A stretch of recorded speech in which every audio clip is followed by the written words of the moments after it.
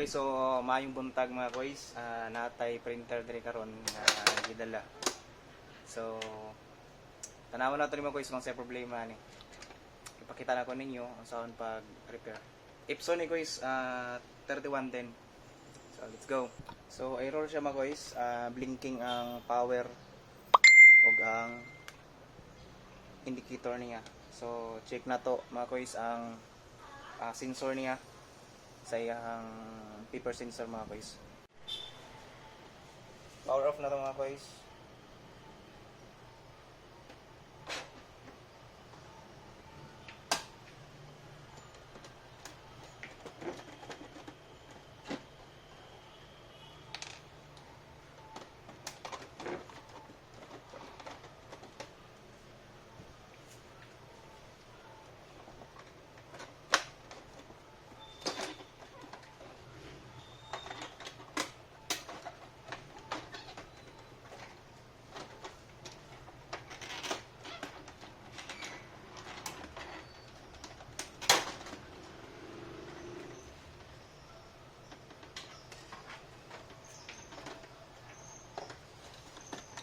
Nasa mga hogaw mga guys. Nasa mga papel-papel. Okay, so nawala yung iyang sensor mga guys. Tara. Natanggal siya mga guys. So kasagaran nga problema mga guys sa printer nga to ang error. So kanigid mga guys. Either buling siya or maluag pagtuyok sa iyang motor.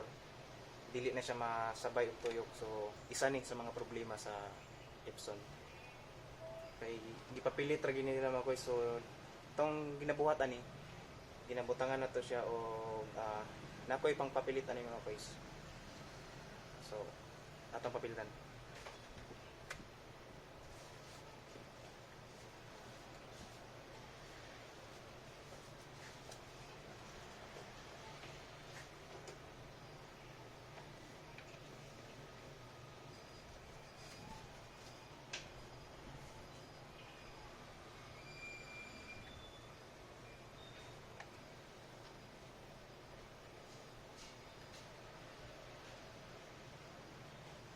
So kana guys, paugahon sa nato siya mga 5 minutes. Then on na to balik ang printer. So okay mga guys, power na to mo guys. Testing na to.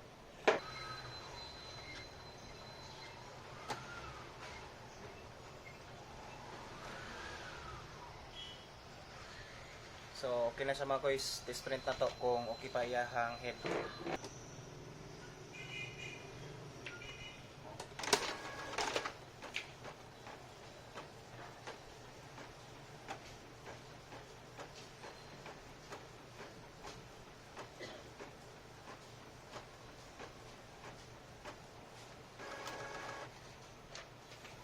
So, lima guys, so black ang problema niya. So, kailangan na ito i-cleaning mga guys para maklaro ang black. So, karon mga guys, try na itong print na ito balik mga guys. Kumana na ito o cleaning.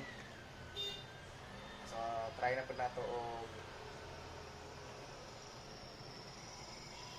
test print mga guys.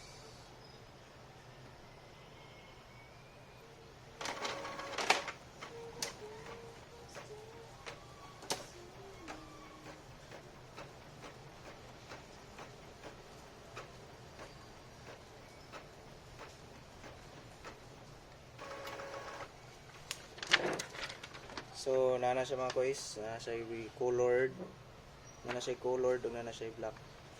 So, kasagarang problema gid sa blinking ato mga guys, mag-blink na gani ang tanan nga lights mga guys.